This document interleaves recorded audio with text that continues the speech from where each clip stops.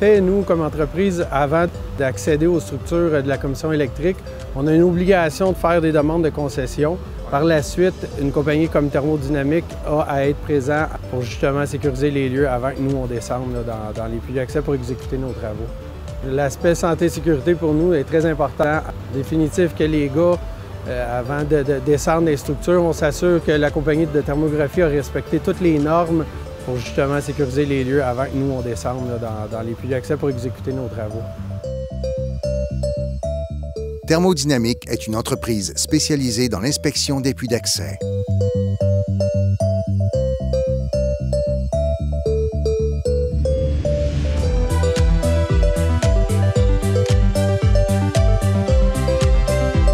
La première chose qu'on fait, nous, on sécurise les lieux.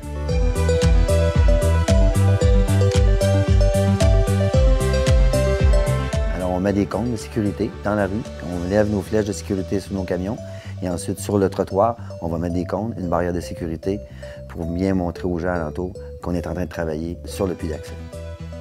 Avant d'ouvrir un puits d'accès, nous devons vérifier s'il n'y a pas une accumulation de gaz nocifs, inflammables, volatiles ou explosifs.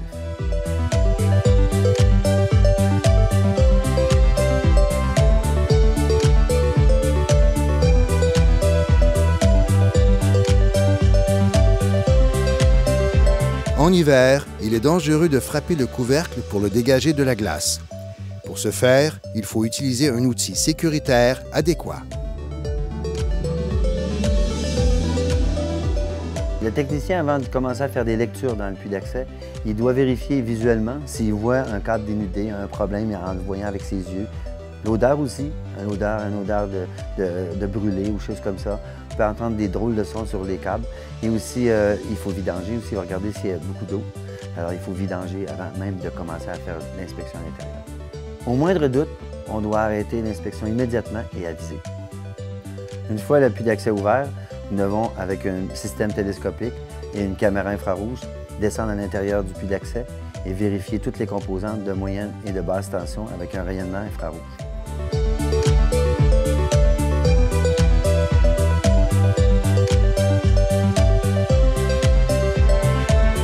La prochaine étape est de vérifier les joints de moyenne tension avec un détecteur de décharge partielle pour vérifier si les joints ont une détérioration au niveau auditif ou visuel. La prochaine étape est de vérifier la basse tension avec un multimètre et un bornier résistif, voir si on a des pertes de volts sur les raccords de basse tension. Avant de refermer le puits d'accès, la norme exige de refaire un test 4 gaz pour s'assurer qu'il n'y a pas eu d'accumulation de matière nocive pendant l'inspection.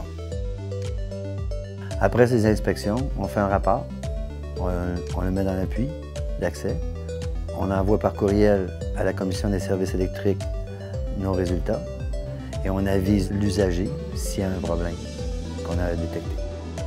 Avec l'application de la nouvelle norme, des étapes s'ajoutent au processus. Par exemple, il faut identifier le type de joint et le répertorier dans la charte pour savoir s'il est qualifié ou non qualifié et connaître sa signature thermique pour pouvoir diagnostiquer si le joint se comporte normalement ou s'il a subi une détérioration.